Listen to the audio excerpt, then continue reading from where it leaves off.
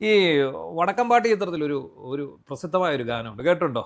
ഏതാണ്? അതായത് മന്ത്രമോതിരം മായമോതിരം ഇന്ദ്രജ ഇന്ദ്രജാല കല്ലുമോതിരം പൂക്കളെ അപ്സര സ്ത്രീകളാക്കും ഇത് ഭൂമിയെ സ്വർഗമാക്കും എന്ന് പറഞ്ഞൊരു പാട്ടുണ്ട്. അപ്പൊ ഇത് പാട്ട് കേട്ടപ്പോൾ രാവിലെ പത്രത്തിലൊരു വാർത്ത കണ്ടപ്പോ ഈ പാട്ടാ ഓർമ്മ വന്നത്. പൂക്കളെ അപ്സര സ്ത്രീകളാക്കുമെന്നുള്ളതാണ്. പൂക്കളെ അപ്സര സ്ത്രീകളാക്കുക. ഇത് സ്കാൻ ചെയ്യാൻ പോയ ഒരു പുരുഷനെ സ്ത്രീയാക്കി ഗർഭാശയമൊക്കെ വിട്ടിരിക്കുകയാണ് നമ്മുടെ Thiruvananthapuram medical college. Thiruvananthapuram medical college ഇത്തരത്തിലുള്ള നിരവധി കലാപരിപാടികൾ നേരത്തെയും ചെയ്തിട്ടുണ്ടെങ്കിൽ പോലും ഇത് കുറച്ച് കടന്ന കൈയായിപ്പോ. എന്തായാലും എന്താണെങ്കിലും ലിംഗമാറ്റ ശസ്ത്രക്രിയ ഒന്നും കൂടാതെ, അതും ആദ്യം നടത്തിയത് തിരുവനന്തപുരം മെഡിക്കൽ കോളേജിലായിരുന്നു. രാധാകൃഷ്ണനായ പഴയൊരു കഥയുണ്ട്. അതെ ഈ ലിംഗമാറ്റ ശസ്ത്രക്രിയ ഒന്നും കൂടാതെ തന്നെ ഒരു പുരുഷനെ നമ്മുടെ മെഡിക്കൽ കോളേജ് അധികൃതർ സ്ത്രീയാക്കി. നെഫ്രോളജി ഡിപ്പാർട്ട്മെന്റിലാണെന്ന് തോന്നുന്നു. അതെ വൃക്കയുടെ പരിശോധനയ്ക്കെന്നോ അതിന് ഗർഭാശയ മുഴ ഉണ്ടെന്നോ മറ്റോ, പുള്ളിക്ക് ഗർഭാശയ മുഴ ഉണ്ടെന്നൊരു ഒരു ഫിലിം ഇത് കൊടുത്തിരിക്കുകയാണ്, സ്കാൻ ചെയ്ത് ഫിലിം കൊടുത്തിരിക്കുകയാണ്. ഇത് കഴക്കൂട്ടത്തുകാരനാണ്, ഷിയാസ്. അത് ഈ ചെറുപ്പക്കാരനാണ്. അപ്പോൾ അദ്ദേഹത്തിൻ്റെ അത് വായിച്ചപ്പോൾ നമുക്ക് വളരെ രസകരമായിട്ട് തോന്നി. കാരണം അദ്ദേഹം ഈ വൃക്ക കല്ലാന്ന് തോന്നുന്നു, മൂത്രാശയ രോഗവുമായിട്ട് ബന്ധപ്പെട്ടാണ് അവിടെ പോയി സ്കാൻ ചെയ്യുന്നത്. സ്കാൻ ചെയ്തതിന് ശേഷം അദ്ദേഹം പിന്നീട് അതിൻ്റെ റിസൾട്ട് മേടിക്കാൻ പോയില്ല. അസുഖം കുറച്ച് കുറഞ്ഞു. അപ്പോൾ അത് കഴിഞ്ഞ് അദ്ദേഹം ഒരു ഹോമിയോ ഡോക്ടറെ സമീപിച്ചു. അപ്പോൾ പറഞ്ഞു, ഇങ്ങനെ നിങ്ങൾ സ്കാൻ ചെയ്തുകൊണ്ട് പറഞ്ഞു. അപ്പോൾ ഞാൻ ഓൾറെഡി സ്കാൻ ചെയ്തതാണെന്ന് പറയുന്നു. മാത്രമല്ല പൈസ അടച്ചാണ് സ്കാൻ ചെയ്തത്, എൻ്റെ ഫീസ് അടച്ച് സ്കാൻ ചെയ്യുന്നു. അദ്ദേഹം അവിടെ ചെല്ലുന്നു, സ്കാനിങ് റിപ്പോർട്ട് മേടിക്കുന്നു, ഡോക്ടറെ കൊണ്ട് കാണിക്കുമ്പോൾ ദാ കിടക്കും ഗർഭാശയം. ആ മനുഷ്യൻ്റെ ഒരു അവസ്ഥ ആലോചിച്ചു ഡോക്ടറെ അടുത്ത് കൊണ്ട് ചെല്ലുമ്പോൾ. ഗർഭാശയ രോഗമാണ് അദ്ദേഹത്തിന് വന്നിരിക്കുന്നത്. അവിടെ അദ്ദേഹം ഡോക്ടർ പറഞ്ഞു കഴിയുമ്പോൾ ഇയാൾ ഇത് തിരിച്ചു കൊണ്ട് കൊടുക്കുമ്പോൾ ഇയാളുടെ പൈസ തിരിച്ചു കൊടുക്കാൻ ശ്രമിക്കും. എന്നിട്ട് എന്ത് ചെയ്തു, വേറെ റിപ്പോർട്ട് വരാമെന്ന് പറഞ്ഞ് ഇവർ ഈ റിപ്പോർട്ട് കൈക്കലാക്കി, ഈ സ്കാനിങ് റിപ്പോർട്ട് കൈക്കലാക്കി. പക്ഷെ ഒരു ഗുണം ഇതിനകത്തുണ്ട്. അത് എന്താണെന്നറിയോ? ഇത് ഷിയാസ് വ്യാജമായി സൃഷ്ടിച്ച ഒരു നറേറ്റീവ് ആണെന്നുള്ള രീതിയിൽ ഷിയാസിനെ ഇവർ അറസ്റ്റ് ചെയ്ത് അകത്തിട്ടേനെ മൂന്നാമതൊരാൾ കണ്ടു. അതായത് ഈ ഹോമിയോ ഡോക്ടർ കണ്ടു. ഈ ഹോമിയോ ഡോക്ടർ കണ്ടില്ലായിരുന്നെങ്കിൽ ഇപ്പോൾ ഷിയാസ് അകത്തു തട്ടിപ്പ് കേസ്, പിന്നെ വഞ്ചന, ലോകത്തുള്ള സകല ഉടായ്പ കേസും അയാളുടെ പണ്ടേക്കോട്ട് കൊണ്ട് വെച്ചേനെ. ഇതിപ്പോൾ നമ്മുടെ കത്രിക വന്നത്, പിന്നെ കയ്യിൽ കമ്പി ഇട്ടത് മാറിപ്പോയത്, ഏതിന് കൈയും കാലും മാറി ശസ്ത്രക്രിയ നടത്തിയ അതെല്ലാം സംഭവങ്ങളുണ്ട്. അതെ, അങ്ങനെ തിരുവനന്തപുരം മെഡിക്കൽ കോളേജ് ഈ അടുത്ത കാലത്തായിട്ട് കുപ്രസിദ്ധമായി മാറിയിരിക്കുകയാണ്. നമ്മൾ സ്വാഭാവികമാണ്, അതിന് മന്ത്രി പറഞ്ഞൊരു കാരണമുണ്ട്, സിസ്റ്റത്തിൻ്റെ ഒരു തകരാറ് എന്ന് പറയുന്നൊരു കാരണം. അതിലുപരി രോഗികളുടെ എണ്ണം കൂടി എന്നുള്ളത് ഒരു വാസ്തവമാണ്. പക്ഷേ എങ്ങനെ ഒരാളുടെ റിപ്പോർട്ട് മാറും? അത് നമ്മൾ ആ പേരും ഡീറ്റെയിൽസ് എല്ലാം എടുത്ത് വെച്ചിട്ടാണല്ലോ ഇത് എടുക്കുന്നത്. അതെ, ഇത് എനിക്ക് തോന്നുന്നത് ഈ QR കോഡ് വെച്ചിട്ടാണ് ഈ സംഭവം നടക്കുന്നത്. QR കോഡല്ല, ഇത് സ്കാൻ ചെയ്യുന്ന കോഡുണ്ട്. ആ കോഡ് വെച്ചിട്ടാണ് ഈ സ്കാനിങ് എല്ലാം നടക്കുന്നത്. ആ എൻ്റർ ചെയ്യുമ്പോഴേ തന്നെ ഇത് അടിച്ചിട്ടാണ് ഇത് ചെയ്യുന്നത്. അപ്പോൾ ഇങ്ങനെയുള്ള അബദ്ധങ്ങൾ, ഇതിപ്പോൾ ഒരു പുരുഷനാണ് ഈ മാറിക്കൊടുത്തത്, പക്ഷെ ഒരു സ്ത്രീക്കാണെങ്കിൽ അവരുടെ ഗർഭാശയം എടുത്ത് കളഞ്ഞേനെ. കാരണം അവർ അടുത്ത ചികിത്സയ്ക്ക് പോയേനെ. ഗർഭാശയം മുഴ മാറ്റാനുള്ള ചികിത്സയ്ക്കും ശസ്ത്രക്രിയയ്ക്കും എല്ലാം അവർ പോകുമായിരുന്നു. പണ്ട് ഇതുപോലെ ഒരു സംഭവം നമുക്ക് ഉണ്ടായിട്ടുള്ളതാണ്, നമ്മൾ റിപ്പോർട്ട് ചെയ്തിട്ടുള്ളത്. അപ്പം എന്താണെന്ന് ചോദിച്ചു കഴിഞ്ഞാൽ, സ്കാനിങ് റിപ്പോർട്ട് വൈകിയപ്പം ഒരു അവയവം മുറിച്ച് മാറ്റുന്ന ഒരു അവസ്ഥയിലേക്ക് പോയതാണ് സ്കാനിങ് റിപ്പോർട്ട് മാറിയിട്ട്. അങ്ങനെ ഒക്കെയുള്ള പ്രശ്നങ്ങളുണ്ട്. വേറൊരു ലേഡിക്ക് ഇതുപോലെ ആലപ്പുഴ മെഡിക്കൽ കോളേജിലാണെന്ന് തോന്നുന്നല്ലോ, സ്കാനിങ് റിപ്പോർട്ടിനകത്ത് തെറ്റ് വന്നിട്ട് ഇത് അങ്ങോട്ടും ഇങ്ങോട്ടും സ്കാനിങ് റിപ്പോർട്ട് മാറിയിട്ട് അവരുടെ ഗർഭാശയം അങ്ങോട്ട് നീക്കം ചെയ്തു. അങ്ങനെ ഒരു സംഭവം ഉണ്ടായിട്ടുണ്ട്. ഇപ്പം നമ്മൾ ചുരുക്കി പറഞ്ഞാൽ ഇത് ഇച്ചിരി കടന്ന കൈയായി. ഇത് ഇപ്പം ഷിയാസ് എന്ന് പറയുന്ന ആളാണ്. നമ്മളിത് എങ്ങനെ പലതരത്തിലാണ് ഇതിൻ്റെ തെറ്റ് സംഭവിച്ചത്, അത് മനസ്സിലായില്ല. ഒന്ന്, ഇയാൾ പോയി ചെയ്യുന്നു, അയാൾ ആ റിസൾട്ട് മേടിക്കാൻ പോകാൻ വൈകുന്നു.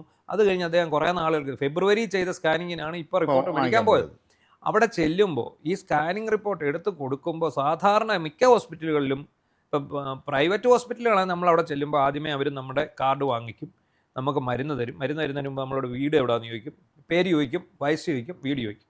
എന്നിട്ട് ഇത് അവർ ക്രോസ് ചെക്ക് ചെയ്തിട്ടാണ് ഇത് നമ്മുടെ കയ്യിലോട്ട് തരുന്നത്. കാരണം അവരുടെ കയ്യിൽ നിന്ന് ഇത് പോയി കഴിഞ്ഞാൽ പിന്നെ കഴിഞ്ഞു. അപ്പോൾ ഇവിടെ എന്താ സംഭവിക്കുന്നത്, ഈ ഷിയാസ് എന്ന് പറയുന്ന ആൾ അയാളുടെ റിസൾട്ടിന് വേണ്ടി അയാൾ സ്കാൻ ചെയ്ത് രസീതുമായിട്ട് ചെല്ലുന്നു. അപ്പോൾ ഇത് എടുത്തു കൊടുക്കുന്നവനൊരു ബോധം വേണ്ടേ? ഇത് എടുത്തു കൊടുക്കുന്നവൻ ഇത് തുറന്നു നോക്കണ്ടേ, ഈ സാധനം ഷിയാസ് ആണോ അതോ ഇനി സുഹറയാണോ അന്നമ്മയാണോ ചെല്ലമ്മയാണോ എന്ന് നോക്കണ്ടേ. ഇതെന്താണ് ഈ സംഭവം എടുത്ത് അപ്പോഴേ എന്നാ പിടിച്ചോ ഷിയാസ് നിങ്ങളെ കൊണ്ടുപോയി, എന്നിട്ട് ഇയാൾ ഇത് കൊണ്ടുപോയി ഇത് തെറ്റാണെന്ന് പറഞ്ഞ് തിരിച്ചു കൊടുക്കുമ്പം വീണ്ടും ഒരു റിപ്പോർട്ട് കൊടുക്കുകയാണ്. അതെ, ഇതാണ് നിങ്ങളുടെ റിപ്പോർട്ട്. അപ്പോൾ അയാൾ ന്യായമായി സംശയിച്ചു. സാധാരണ ചോറുണ്ട് 3 നേരം ചോറുണ്ടെന്ന മലയാളി ആയിട്ടുള്ള ഒരു ബുദ്ധിയുള്ള സാമാന്യ ബുദ്ധിയുള്ള ഒരാൾ എന്തായാലും ചോദിക്കും ഇത് എപ്പോൾ എവിടുന്ന് വന്നു, ഇത് എൻ്റെ റിപ്പോർട്ടാണെന്ന് എന്താ ഉറപ്പ്? നിങ്ങൾ വീണ്ടും എന്നെ സ്കാൻ ചെയ്തോ? ഇതൊന്നുമില്ല, കൊണ്ടുപോയാൽ മതി. അത് കിട്ടിയത് മാറ്റേണ്ട ബൈക്കോളായിരിക്കും.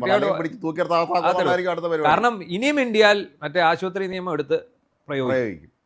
ആശുപത്രി നിയമം എന്ന് പറഞ്ഞൊരു കരി നിയമം കൊണ്ടുവന്നിട്ടുണ്ട്. ഒരു കണക്കിന് ഡോക്ടർമാരുടെയും സ്വകാര്യ ആശുപത്രിയിലൊക്കെ പക്ഷത്ത് നിന്ന് നോക്കുമ്പോൾ ആ നിയമം അവർക്ക് അനുഗ്രഹമാണ്. കാരണം ഹോസ്പിറ്റലുകളുടെയൊക്കെ ചില്ല് അടിച്ച് പൊളിക്കുക, വാഹനങ്ങൾ അടിച്ച് തല്ലുക, ഡോക്ടറെ ആക്രമിക്കുക, അതൊക്കെ തടയാൻ വേണ്ടി ആ നിയമം നല്ലതാണ് അങ്ങനെയുള്ള സന്ദർഭങ്ങളിൽ. പക്ഷേ ഇപ്പോൾ എല്ലായിടത്തും ഈ നമ്മുടെ നാട്ടിലെ ഏതെങ്കിലും നിയമം വന്നു കഴിഞ്ഞാൽ പിന്നെ അതിനെങ്ങനെ ആദ്യം വളർത്തിച്ച് നമുക്ക് അനുകൂലമാക്കി എടുക്കാമെന്നാണ് എല്ലാവരും ചിന്തിക്കുന്നത്. പോക്സോ നിയമം പോലെ തന്നെ ഇതുപോലെ അപകടകരമായ ഒരു നിയമം വേറെയില്ല. പോക്സോ നിയമത്തിൽ ഒരുപാട് പേരെ പോക്സോ നിയമത്തിൽ ഇവർ രക്ഷപ്പെടുത്തുന്നുണ്ട്, അതേസമയം ഒരുപാട് പേരെ പോക്സോ കൊടുക്കുന്നുണ്ട്.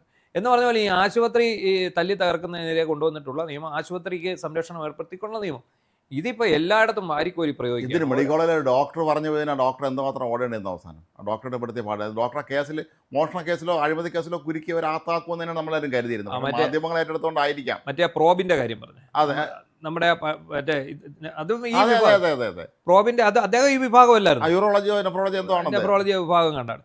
അപ്പം അദ്ദേഹത്തിന്റെ എന്തായിരുന്നു അദ്ദേഹത്തിന്റെ പേര്? ഡോക്ടർ ഹാരിസ് ചിറമേലോ അങ്ങനെയാണ് അദ്ദേഹം. ഡോക്ടർ ഹാരിസ്, എന്തായാലും ഡോക്ടർ ഹാരിസ് അദ്ദേഹം പറഞ്ഞത് എന്താണെന്നറിയോ, ഇവിടെ മൊത്തം സിസ്റ്റം തകരാറിലാണെന്ന് അദ്ദേഹം പറഞ്ഞു. അപ്പോൾ മന്ത്രി പറഞ്ഞു സിസ്റ്റം തകരാറിലാണെന്ന് മന്ത്രി സമ്മതിച്ചു. അതിനൊപ്പം തന്നെ മന്ത്രി പറഞ്ഞ ഒരു കാര്യമാണ് ഈ പറഞ്ഞ എണ്ണം. അതായത് 2020 ഇത്ര ആൾക്കാർ ചികിത്സ തേടിയിരുന്നതിൻ്റെ 4 ഇരട്ടി ആൾക്കാർ ഇപ്പോൾ സർക്കാർ ആശുപത്രിയിൽ ചികിത്സ തേടുന്നുണ്ട്. പക്ഷേ എന്താണ് സംഭവിക്കുന്നത്? സർക്കാർ ആശുപത്രിയിൽ ആവശ്യത്തിന് ഡോക്ടർമാരില്ല, മരുന്നില്ല, എക്വിപ്മെന്റ്സ് ഇല്ല, കട്ടിൽ പോലും ഇല്ല. ഇത് കിടത്തി ചികിത്സിക്കാനില്ല. ഇത് പിന്നെ റൂമുകളും കെട്ടിടങ്ങളും എക്സ്പാൻഷൻ വരുന്നില്ല. അങ്ങനെ കുറെ പ്രശ്നങ്ങൾ ചെയ്യേണ്ടത്. തിരുവനന്തപുരം മെഡിക്കൽ കോളേജിൽ നമ്മളിപ്പോഴും പോകുമ്പോൾ അവിടുത്തെ പഴയ ബിൽഡിംഗ്, വളരെ പഴക്കമുള്ള ബിൽഡിംഗിൽ ഇപ്പോൾ അവിടെ ആൾ കിടക്കുന്നുണ്ട്, യാതൊരു സംവിധാനമില്ല. കഴിഞ്ഞിടയ്ക്ക് ICUവിൽ തീ പിടിച്ച് കുറെ പേര് മരിച്ചെന്ന് ഒരു വാർത്ത വന്നു. ആ വാർത്ത അന്ന് തന്നെ അത് മുങ്ങുകയും ചെയ്യും.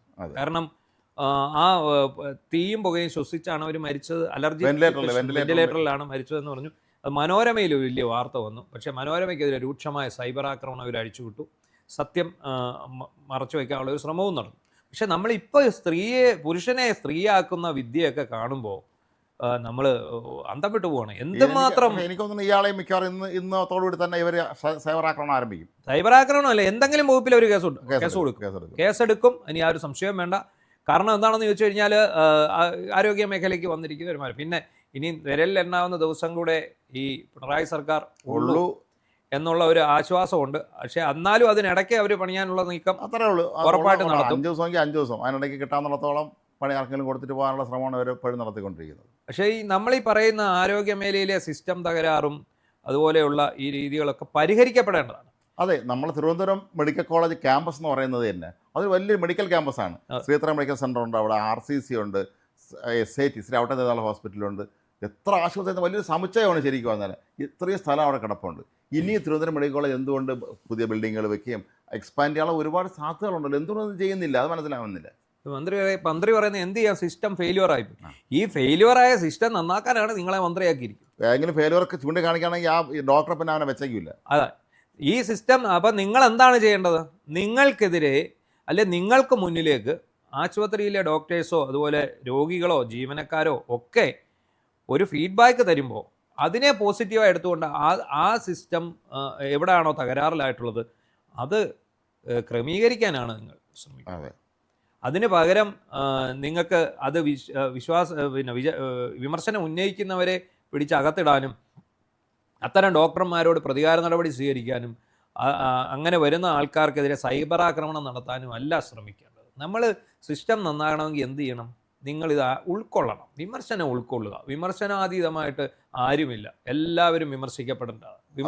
അടുത്ത മന്ത്രിസഭ വരുമ്പോഴെങ്കിലും ഒരു സീനിയർ ആയിട്ടുള്ള ഇക്കാര്യത്തെ കുറിച്ച് വളരെ ധാരണയുള്ള ഒരാളിനെ ആരോഗ്യമന്ത്രിയാക്കി കേരളത്തിൻ്റെ ആരോഗ്യ മേഖല തിരിച്ചുകൊണ്ട് വരിക തന്നെ ചെയ്യണം. കേരള മോഡൽ എന്നൊക്കെയാണ് പറയുന്നത് കേരളത്തിലെ ആരോഗ്യ രംഗത്തെക്കുറിച്ച്. ഇത് ഈസി ആയിട്ട് ചെയ്യാവുന്നതേ ഉള്ളൂ. അത്രേ ഉള്ളൂ. ഒരൊറ്റ ആപ്പ് മതി. ഇപ്പം തിരുവനന്തപുരം കേരളത്തിലെ സർക്കാർ മെഡിക്കൽ കോളേജുകളിൽ രോഗികൾക്ക് ചികിത്സയും അതുപോലെ തന്നെ മരുന്നും മറ്റു കാര്യങ്ങളും ഒക്കെ നേടാൻ ഒരു ആപ്പ് വികസിപ്പിച്ചെടുത്താൽ മതി. ആപ്പ് വഴി എല്ലാം നടക്കുന്ന കാലമാണിത്. ഇന്ന് അതൊന്നും അവർക്ക് സമയമില്ലല്ലോ. അവർക്ക് അതിനൊന്നും സമയമില്ല. അവർക്ക് വേറെ ഒരുപാട് ഇതിനും പ്രധാനപ്പെട്ട കാര്യങ്ങൾ വേറെ ചെയ്യാനുള്ളതുകൊണ്ട് ആളുടെ ആരോഗ്യം അവിടെ ഇരിക്കട്ടെ എന്ന് ആൾക്കാരും വിചാരിക്കും. അതുകൊണ്ടാണ് ഇതുപോലുള്ള സർട്ടിഫിക്കറ്റുകളെല്ലാം എഴുതി ഇപ്പം പിന്നെ ഹർഷിനെ എന്തായിരുന്നു കോഴിക്കോട്ട് അതെ കൈ ഓപ്പറേഷൻ ചെയ്തത് അല്ലേ? അതെ. അതുപോലെ ഈ ഗർഭപാത്രത്തിൽ കത്രിക കണ്ടെത്തിയ സംഭവം, അങ്ങനെ ഒരുപാട് സംഭവങ്ങൾ ഈ സർക്കാരിൻ്റെ കാലത്തുണ്ടാകുന്നു. അപ്പോൾ വീണ ജോർജ് പറയുന്നത് എൻ്റെ കാലത്തല്ല, ഇത് ശൈലജയുടെ കാലത്താണെന്ന് പറയുന്നു. അങ്ങനെയൊക്കെയുള്ള ഈ സംഭവങ്ങൾ തുടർച്ചയാണ്. ആ സംഭവങ്ങളുടെ തുടർച്ചയാണ് പുരുഷനെ സ്ത്രീയാക്കിക്കൊണ്ടുള്ള സ്കാനിങ് ജാലവിദ്യ.